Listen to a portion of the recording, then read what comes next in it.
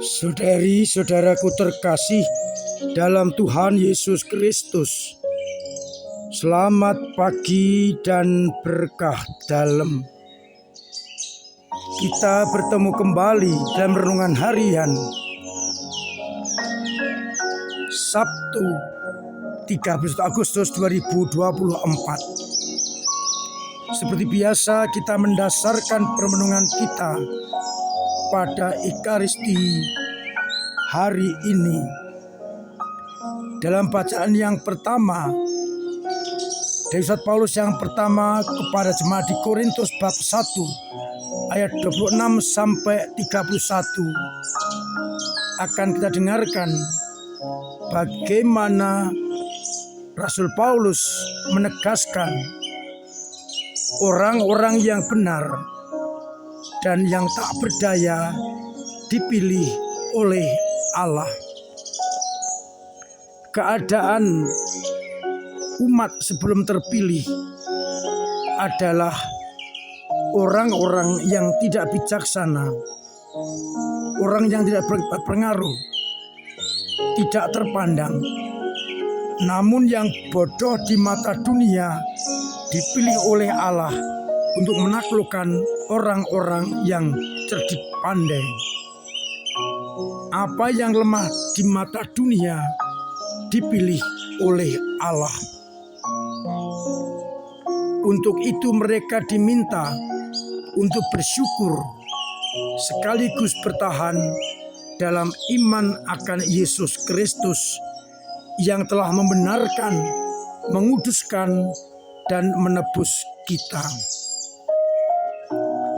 Barang siapa bermegah, hendaklah bermegah di dalam Tuhan.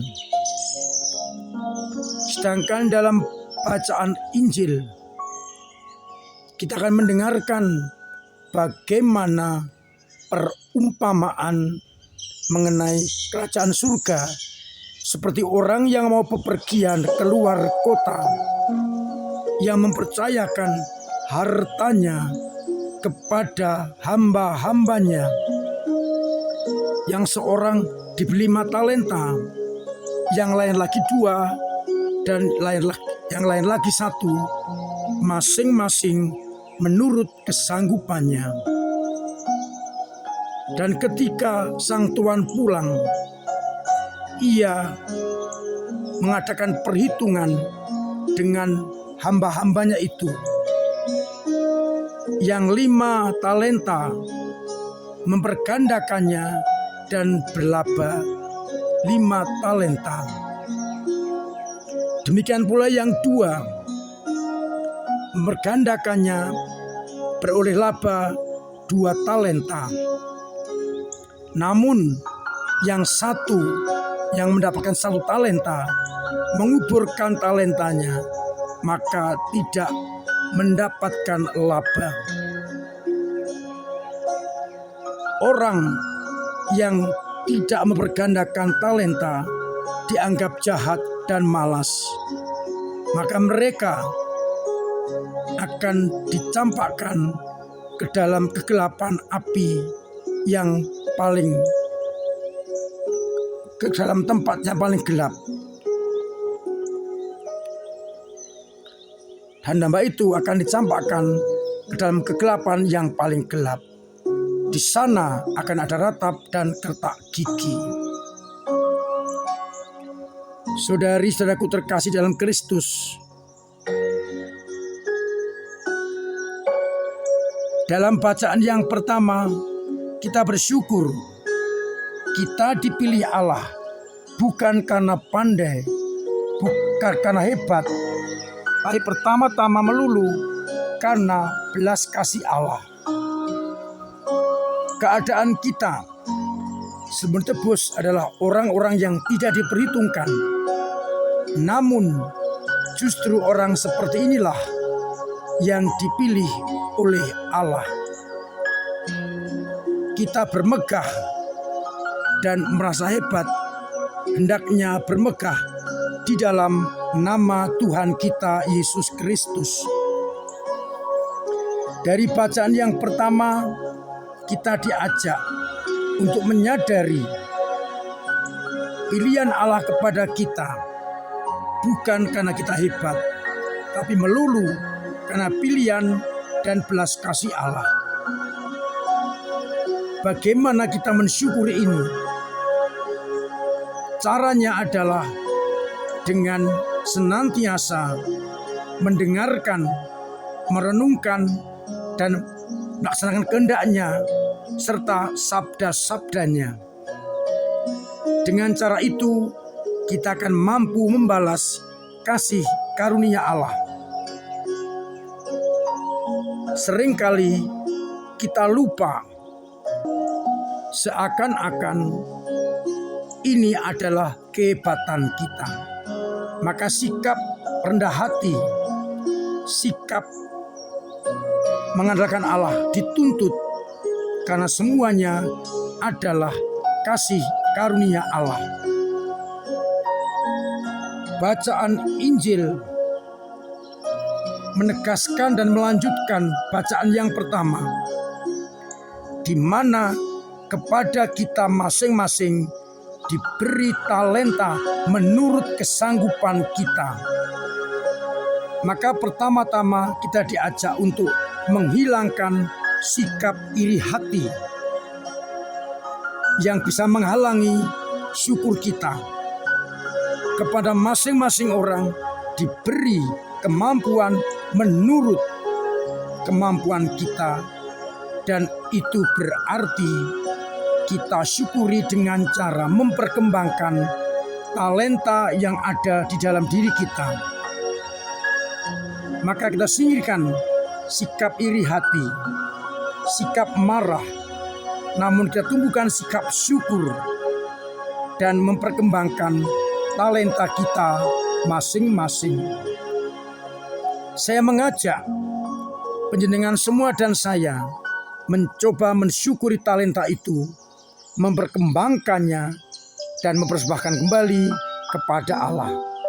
Sekali lagi, ini bukan kehebatan kita, tetapi melulu usaha kita dalam menanggapi panggilan Allah.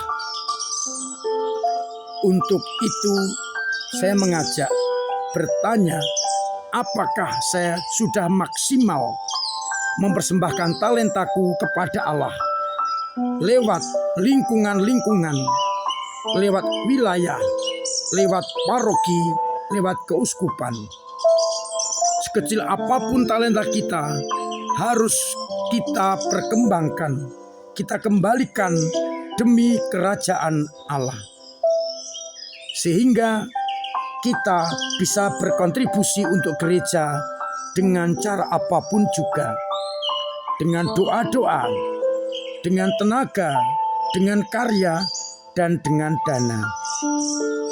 Pertanyaan kedua, sudahkah aku mengembangkan talenta yang diberikan Tuhan kepadaku menurut kemampuanku?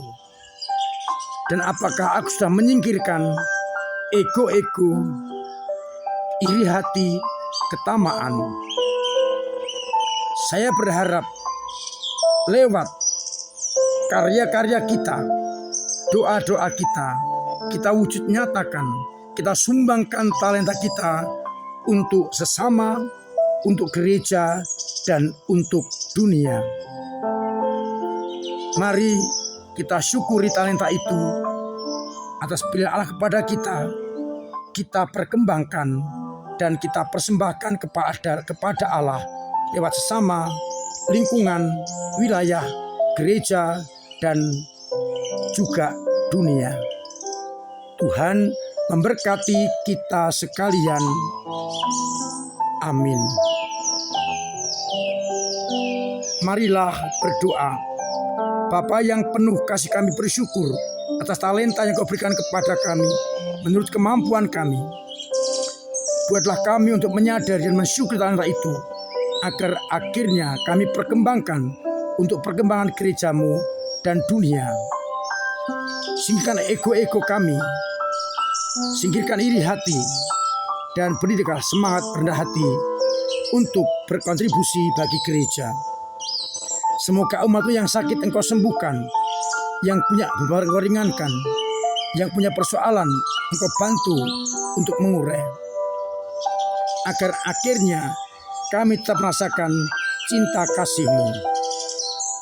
Untuk itu sertai kami dengan berkat-Mu sendiri, Bapa dan Putra dan Roh Kudus. Amin. Saya minta untuk memperkembangkan talenta kita, sekecil apapun berguna untuk sesama, agar akhirnya kita bisa mensyukuri rahmat itu, mengembalikan kepada lewat sesama, lewat gereja dan dunia. Semoga kita semakin mampu berterima kasih dengan memberikan diri untuk sesama. Akhirnya saya mengucapkan selamat pagi, selamat merenungkan, salam sehat, Tuhan memberkati.